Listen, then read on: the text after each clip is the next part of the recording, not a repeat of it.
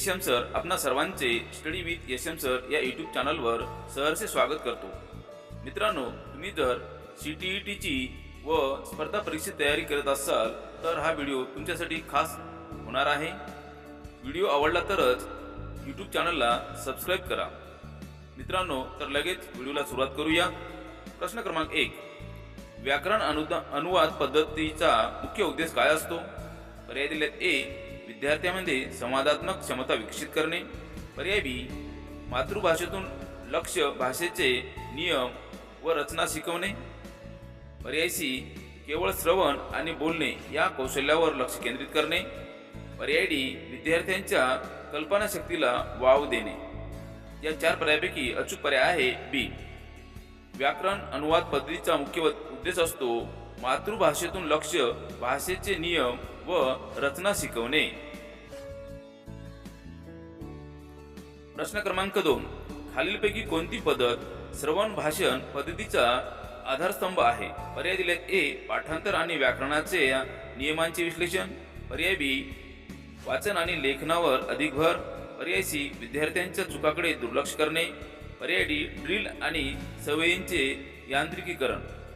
या चार पर्यायापैकी अचूक पर्याय आहे डी, खालीलपैकी ड्रिल आणि सवयींचे यांत्रिकीकरण ही पद्धत श्रवण भाषण या पद्धतीचा आधारस्तंभ आहे। प्रश्न क्रमांक 3, संवादात्मक भाषा अध्यापन दृष्टिकोनाचे मुख्य वैशिष्ट्य काय आहे? पर्याय दिलेत: ए, व्याकरण शिकवताना नियम स्पष्टपणे सांगणे। पर्याय बी, भाषा ही माध्यम म्हणून न वापरता विषय म्हणून शिकविणे। पर्याय सी, विद्यार्थ्याला अर्थपूर्ण संवादाद्वारे भाषा वापरण्यासाठी प्रोत्साहित करणे। पर्याय डी, शिक्षकांनी बोलणे आणि विद्यार्थ्यांनी शांतपणे ऐकणे। या चार पर्यायापैकी अचूक पर्याय आहे सी, संवादात्मक भाषा अध्यापन दृष्टिकोनाचा मुख्य वैशिष्ट्य म्हणजे विद्यार्थ्याला अर्थपूर्ण संवादाद्वारे भाषा वापरण्यासाठी प्रोत्साहित करणे।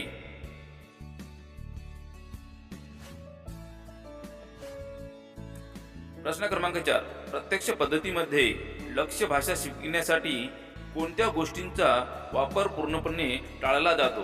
तर मित्रांनो, हा प्रश्न निगेटिव्ह आहे। पर्याय दिलेत: ए, चित्रांचा वापर। पर्याय बी, मातृभाषेचा वापर। पर्याय सी, कृती आणि हावभाव। पर्याय डी, तोंडी सराव।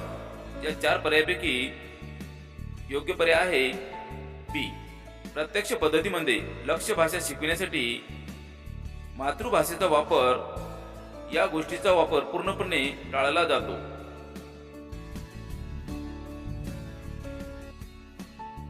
प्रश्न क्रमांक 5, नैसर्गिक दृष्टिकोन प्रामुख्याने कशावर लक्ष केंद्रित करतो? पर्याय दिलेत: ए, नैसर्गिक वातावरणात भाषा आत्मसात करणे। पर्याय बी, व्याकरण नियमांचे पद्धतशीर पाठांतर। पर्याय सी, वाचन कौशल्याचे लवकर प्रशिक्षण। पर्याय डी, शिक्षकांचे नियंत्रण।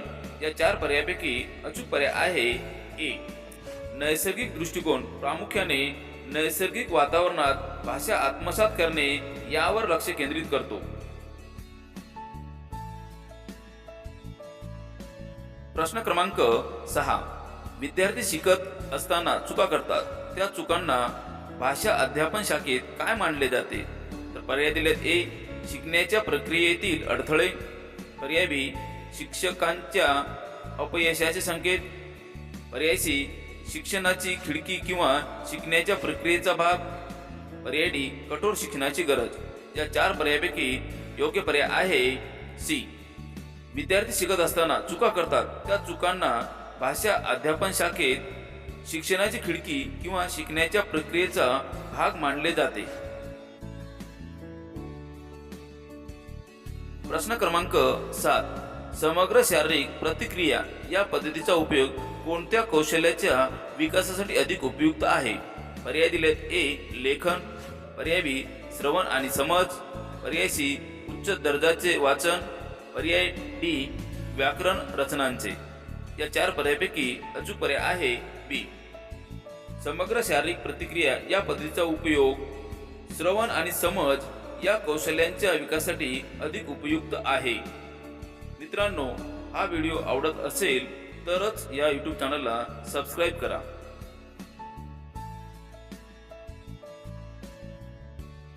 प्रश्न क्रमांक 8. अध्यापनातून शिकणे हा कोणत्या पद्धतीचा केंद्रबिंदू आहे? तर पर्याय दिलेत: ए. संरचनात्मक दृष्टिकोन, पर्याय बी. कार्य आधारित भाषा अध्यापन, पर्याय सी. प्रकल्प पद्धती, पर्याय डी. रचनात्मक दृष्टिकोन. या 4 पर्यायापैकी अचूक पर्याय आहे डी. अध्यापनातून शिकणे हा रचनात्मक दृष्टिकोन पद्धतीचा केंद्रबिंदू आहे. प्रश्न क्रमांक 9. एका शिक्षकाने विद्यार्थ्यांना एक चित्र दाखवले आणि त्यांना त्या चित्रावर आधारित गोष्ट सांगायला सांगितली. ही कृती भाषेच्या कोणत्या दृष्टिकोनाचे उदाहरण आहे? पर्याय दिलेत: ए. व्याकरण अनुवादी पद्धती, पर्याय बी. संवादात्मक भाषा पद्धत अध्यापन, पर्याय सी. औपचारिक दृष्टिकोन, पर्याय डी. श्रवण भाषण पद्धती. या 4 पर्यायापैकी अचूक पर्याय आहे बी. एका शिक्षकाने विद्यार्थ्यांना एक चित्र दाखवले आणि त्यांना त्या चित्रावर आधारित गोष्ट सांगायला सांगितली. ही कृती संवादात्मक भाषा अध्यापन या दृष्टिकोनाचे उदाहरण आहे.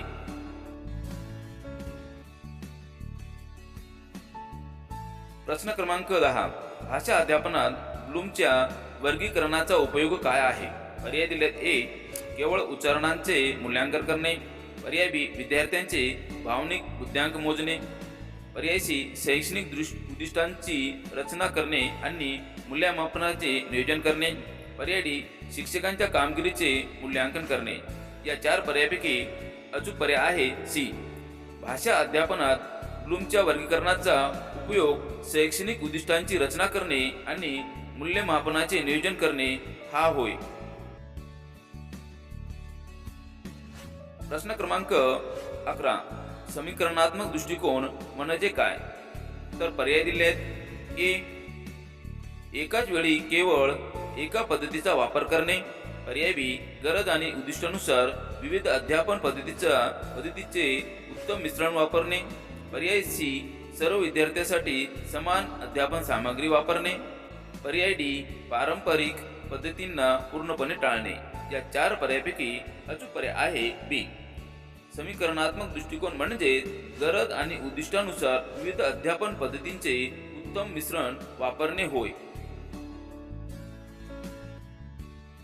प्रश्न क्रमांक 12.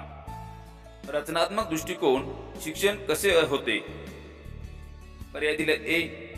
शिक्षकाने दिलेले ज्ञान निष्क्रियपणे स्वीकारल्याने, पर्याय बी. विद्यार्थी स्वतःच्या अनुभवावरून आणि परस्पर संवादातून अर्थाची रचना करतात, पर्याय सी. केवळ पाठ्यपुस्तकांचे वाचन केल्याने, पर्याय डी. दंड आणि पारितोषिक यामुळे. या 4 पर्यायापैकी अचूक पर्याय आहे बी. रचनात्मक दृष्टिकोन शिक्षण विद्यार्थी स्वतःच्या अनुभवावरून आणि परस्पर संवादातून अर्थाची रचना करतात. प्रश्न क्रमांक 13. अध्यापनातील फीडबॅक कसा असावा? पर्याय दिलेत: ए. अस्पष्ट आणि सामान्य, पर्याय बी. तत्काळ विशिष्ट आणि सकारात्मक दृष्टिकोन ठेवणारा, पर्याय सी. फक्त चुकीच्या उत्तरासाठी दिलेला, पर्याय डी. केवळ वर्गाच्या शेवटी दिलेला. या 4 पर्यायापैकी अचूक पर्याय आहे बी. अध्यापनातील फीडबॅक हा तत्काळ आणि विशिष्ट आणि सकारात्मक दृष्टिकोन ठेवणारा असावा.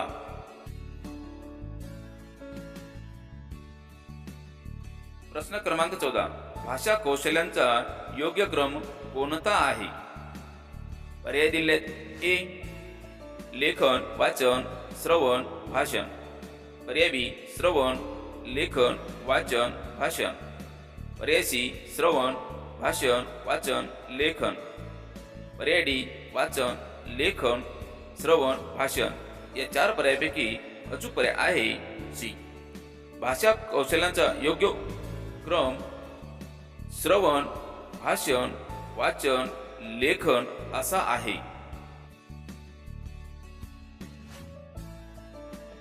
प्रश्न क्रमांक 15. अध्यापन अधिगम सामग्रीचा मुख्य उद्देश काय आहे? तर पर्याय दिलेत: ए. शिक्षकांचा भार कमी करणे, पर्याय बी. केवळ वर्गाला आकर्षक बनवणे, पर्याय सी.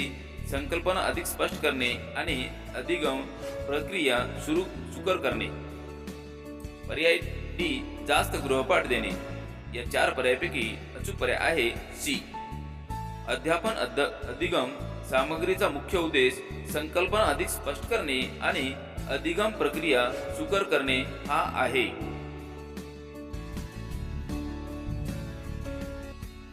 प्रश्न क्रमांक 16. कार्य आधारित भाषा अध्यापन मध्ये विद्यार्थ्यांचे मूल्यांकन कशावर आधारित असते?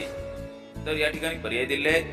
पर्याय क्रमांक ए व्याकरणाच्या नियमांचे पाठांतर. पर्याय बी कार्य यशस्वीरित्या पूर्ण करण्यावर.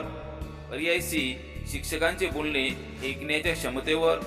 पर्याय डी केवळ सुंदर हस्ताक्षर. तर या 4 पर्यायापैकी अचूक पर्याय आहे बी. कार्य आधारित भाषा अध्यापन मध्ये विद्यार्थ्यांचे मूल्यांकन कार्य यशस्वीरित्या पूर्ण करण्यावर आधारित असते.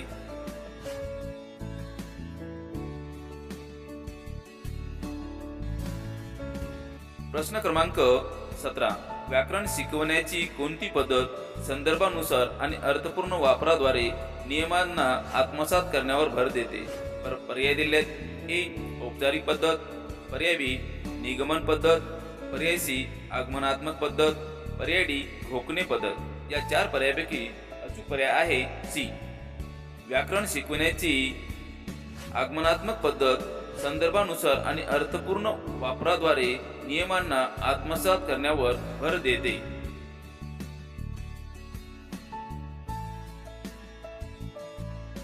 प्रश्न क्रमांक 18. 2 भाषांमधील संवाद भाषा अध्यापनात कशा प्रकारे उपयुक्त ठरतो? तर पर्याय दिलेत. ए भाषा शिकण्यात अडथळा निर्माण करतो. पर्याय बी एका भाषेच्या ज्ञानाचा उपयोग दुसऱ्या भाषेच्या शिक्षणासाठी संसाधन म्हणून कार्य करता येतो. पर्याय सी तो केवळ भाषिक गोंधळ निर्माण करतो. पर्याय डी याचा अध्यापनावर कोणताही परिणाम होत नाही. या 4 पर्यायापैकी अचूक पर्याय आहे बी. 2 भाषांमधील संवाद भाषा अध्यापनात एका भाषेच्या ज्ञानाचा उपयोग दुसऱ्या भाषेच्या शिक्षणासाठी संसाधन म्हणून उपयुक्त ठरतो.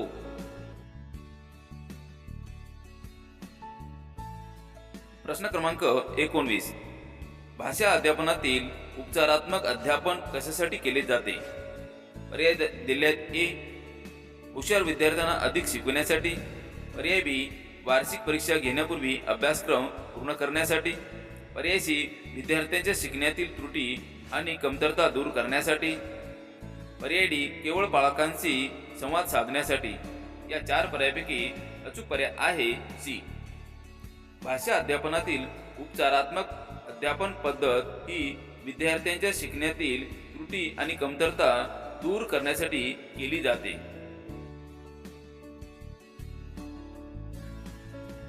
प्रश्न क्रमांक 20. भाषा अध्यापनातील सर्वात महत्त्वाचे उद्दिष्ट कोणते आहे? तर या ठिकाणी पर्याय दिले आहेत. ए विद्यार्थ्यांमध्ये केवळ सुंदर हस्ताक्षर विकसित करणे. पर्याय बी विद्यार्थ्यांना 100% गुण मिळवून देणे. पर्याय सी विद्यार्थ्यांना विविध समस्यांमध्ये भाषा प्रभावीपणे वापरण्यास सक्षम करणे. पर्याय डी केवळ व्याकरण नियमांचे ज्ञान देणे. या 4 पर्यायापैकी अचूक पर्याय आहे सी. भाषा अध्यापनातील सर्वात महत्त्वाचे उद्दिष्ट म्हणजेच विद्यार्थ्यांना विविध संदर्भामध्ये भाषा प्रभावीपणे वापरण्यास सक्षम करणे हा होय. मित्रांनो, मी आपणाला पुन्हा एकदा एसएम सर विनंती करतो की व्हिडिओ आवडला तरच या स्टडी विथ एसएम सर या यूट्यूब चॅनलला सबस्क्राईब करा आणि रोज नवनवीन व्हिडिओ मिळवत राहा. भेटूया लगेच नेक्स्ट व्हिडिओमध्ये. धन्यवाद.